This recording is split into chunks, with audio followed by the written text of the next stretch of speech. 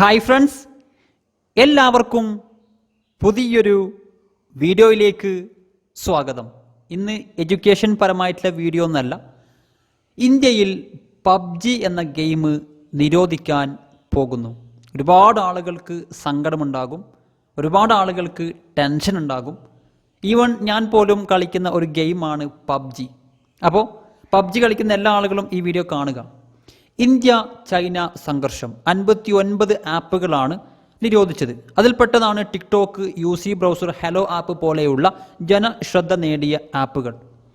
അതിന് പിന്നാലെയാണ് നിരോധിച്ച ആപ്പുകളുടെ അണ്ടറിൽ വരുന്ന 47ഓളം ആപ്പുകൾ കഴിഞ്ഞ ദിവസം നിരോധിച്ചത്. 295 ആപ്പുകൾ നിരോധിക്കാനാണ് കേന്ദ്ര IT മന്ത്രാലയം ശുപാർശ ചെയ്തത്. അതിൽ 47 എണ്ണം കഴിഞ്ഞ ദിവസം നിരോധിച്ചു. വ്യക്തികളുടെ പേഴ്സണൽ ഇൻഫർമേഷൻ ചോർത്തുന്നു എന്ന ഒരു സംശയത്തിൻ്റെ പേരിലാണ് പബ്ജി, സിലി പോലെയുള്ള ഗെയിമുകൾ നിരോധിക്കാൻ തീരുമാനം എടുത്തത്. എന്തായാലും ചൈനേൻ്റെ ഊപ്പാട് അളകിപ്പോകും. 300 ദശലക്ഷം ആളുകളാണ് ഇന്ത്യയിൽ അവർക്ക് ഉപഭോക്താക്കളായിട്ട് ഉള്ളത്.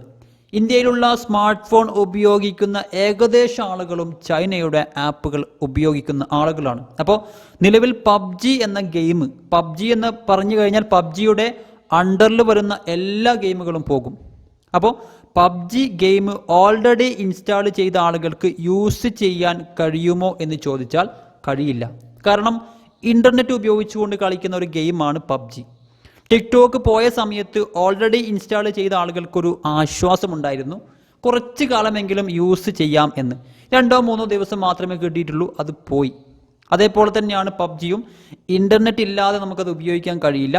അതുകൊണ്ട് പുതിയ അപ്ഡേഷനോ അതേപോലെ തന്നെ സെർവർ ഡൗൺ വരുന്ന സമയത്ത് അത് കണ്ടിന്യൂ ചെയ്യാനുള്ള ഓപ്ഷനോ നമുക്ക് അവൈലബിൾ ആയിട്ട് ഉണ്ടാകില്ല. പബ്ജി പോയാൽ പോയത് തന്നെയാണ്. അപ്പോൾ പബ്ജി കളിക്കുന്ന ആളുകൾ എന്തായാലും അഭിപ്രായം കമൻറ്റായി രേഖപ്പെടുത്തുക. കളിക്കാത്ത ആളുകളും കമൻറ്റായി രേഖപ്പെടുത്തുക. പുതിയ നല്ല ഇൻഫർമേഷനുമായി കാണാം. Bye friends.